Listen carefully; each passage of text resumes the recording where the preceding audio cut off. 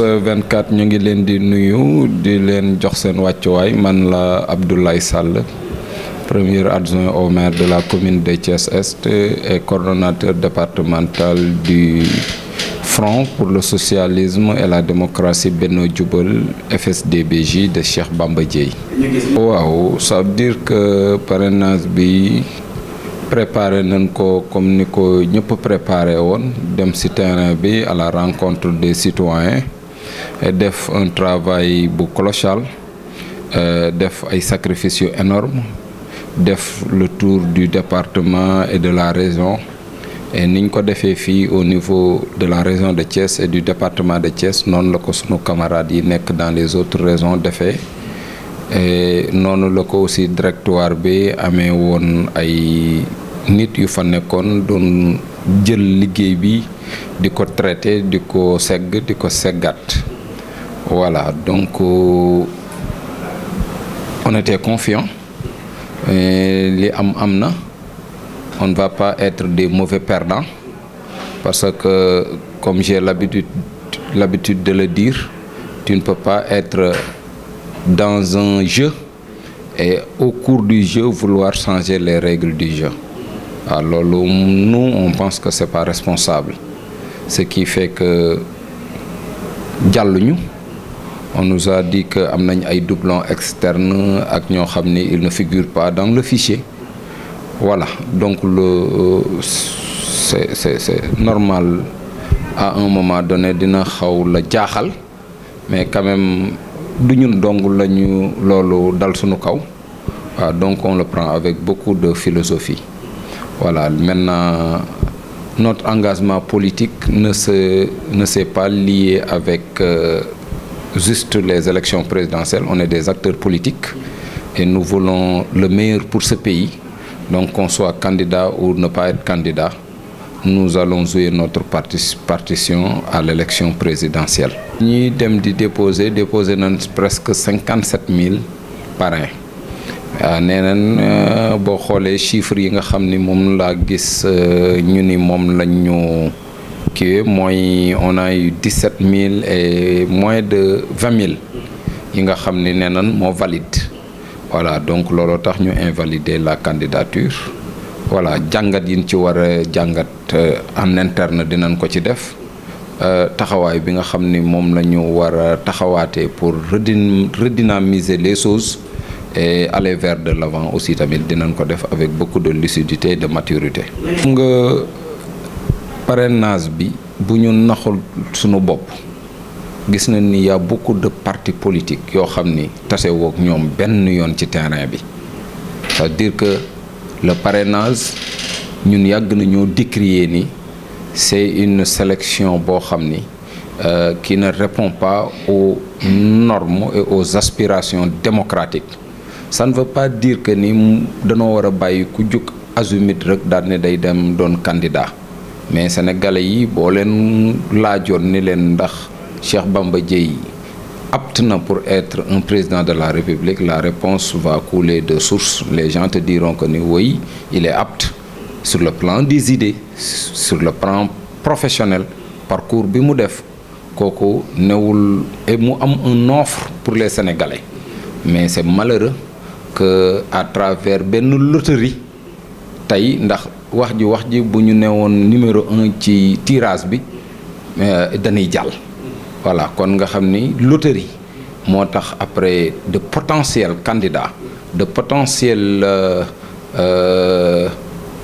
hommes qui peuvent construire ce pays loterie tax ñu téye leen loolu man jàpp naa ni c'est à revoir et c'est à corriger mais néanmoins on va observer en attendant que les profils yi nga xam ne ñoom lañ ni ñoo jàll qu'il se dégage. On va soutenir le profil bi nga xam ni moom il colle avec nos aspirations ndax ñun politique dafa am ay convictions ay principes yoo xam ne moo ñu ci dugal du ku jug rek foog ni war nañoo mën a ànd ak yow ndax am na ci loo xam ni nag mënoo wax ni nii laay doxe lii laa gëm ba à la dernière minute nga ni la nga gëmoon la nga doon doxe yëpp da ngay jël yëpp sànni ko ci poubelle bi loolu c'est pas une démarche responsable te ku gis FSD/BJ ni muy doxee nga xam ni c'est des gens pétris de valeurs responsables. C'est pas parce que je fais partie de ce parti politique may waxee ni mais képp ko jël ci ñun te mu nekk un responsable ou bien un militant du FSD/BJ dafa am ay valeurs yu muy incarné am ay convictions yu fortes yoo xam ne moom la gëm au quotidien te noonu lay doxee. da ngeen di bootu wala parti émergent bi day conserver li tey. waaw xam nga pour man bootu bi c'est péjoratif. waaw du bootu la ñuy def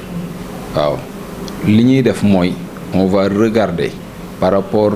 aux candidats yi nga xam ne ñoom la conseil constitutionnel ni wax ni ñii kat ay la yowén ñoo nar a dem ñu xool ki nga xam ne offre programmatique bi mu am dëppoo na ak ñun offre programmatique bi nga xam ne moom lañ yéene woon Sénégal ñu dox ànd ca loolu parce que on est des acteurs politiques c'est pas seulement boo doonee président de la République ci ngay mën a dimbali sa réew même étant dans l'opposition on apporte notre contribution à la construction de ce pays ndax li ñu naan la contestation dans la bonne foi elle est constructive ñun ni ma koy définir opposition torse la buy niital les angles morts le pouvoir pour que moom ay actions di gën a efficace. Donc l'opposition c'est pas de l'animosité juste c'est de défendre ses convictions am une vision différente de la vision de l'autre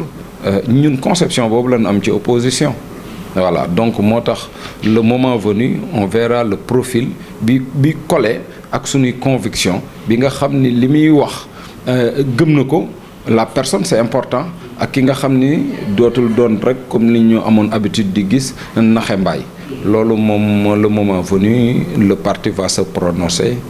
ku amul la gënal jël la fa sës bu nu sañoon ñun ñooy doon candidat bi porteel ko sunu bopp comme le destin en a décidé autrement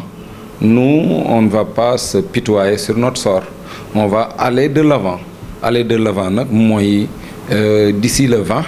le Conseil constitutionnel va dire exactement quels sont les candidats yi nga xam ni ñoom la ñu retenir pour le moment kenn retenir gunu kenn donc kon mën a gunoo wax ni diw la ñuy àndal wala ndax boo nee diw la ñuy àndal mu dem retenir ñu ko donc c'est un éternel commencement on attend juste li ci kanam raw li gët ndax bu ñu waree décider am nañ courage ak détermination ak engagement boo xam ni ñëpp dinañ xam fi nu féete sans complaisance et choix bi buñ ko defee les gens ne diront pas que ni le choix n'est pas une mauvaise choix danañ xam ni choix bu rationnel la bu raisonnable la et bu responsable. bu ñu rejeté lu def ci ak yan jéem ngeen ci def. bi ñu rejeté déception on a dit quel gâchis mais. ak effort yi nga xam ne moom la responsable militant yi def pour des histoires de parrainage de tirage et cetera alors que gis nañ ay candidats yoo xam ni defe naa ni caution sax déposé wuñ ko dem conseil constitutionnel une vingtaine yoo xam ni seeni dossier xooluñu ko sax je pense que ñooñu noonu bokk nañ ci ñi nga xam ni ils ont handicapé d'autres leaders qui avaient la potentialité d'y aller mais quelque part Sénégal moom xam nga loo fi yëkkati rek ñëpp ni mën nañ ko luñ période bu am rek da ngay gis ñi ko mën ak ñi koy jéem ak ñi ci xamul dara ñëpp dañuy boole maasandoo mais nag les Sénégalais sont conscients de la situation fi mu ne li may am habitude di wax rek fii ñu jëm ci élection présidentielle yi choix yi bariwul nous avons que une seule choix ni deux ni trois continuer ou bien opérer la rupture ñaari choix yooyu la ñu am. di leen wax rek il faut redoubler d'efforts s'armer de courage encore di wax ni rien n'est perdu parce que bu fekkee ni Sénégal rek moo ñu ñor ñu doon président de la République dañ koy liggéeyal ñu ñàkk a doon président de la République dañ koy liggéeyal comme ñun Sénégal rek moo ñu ñor moo tax danañ xool ci mbër yi nga xam ne ñoom la ñuy samp mbër mi ñu jàpp ni kii gëm-gëm bi nu am ak fi nu am yéene Sénégal moom bu nu ko jàppalee mën na ko fa àggale ñu dem jàppale ko di wax ni militants yi rek qu'ils soient déterminés, engagés et aussi de les saluer. Man personnellement, je tiens vraiment à remercier l'ensemble de mes camarades de parti qui sont à Thiès, qui ont abattu un travail colossal. Parce qu'on avait un objectif de 10 000, on m'a remis presque 9 000, donc pratiquement l'objectif a été atteint. Donc ñooñu lay wax chapeau bas, ñooñu lay jaajëfal di leen wax ni il tient le bon bout, il ne faut pas qu'on se décourage et li ci kanam raw li gët loolu comme ni ko olof di waxee di profiter waale di souhaiter une bonne et heureuse année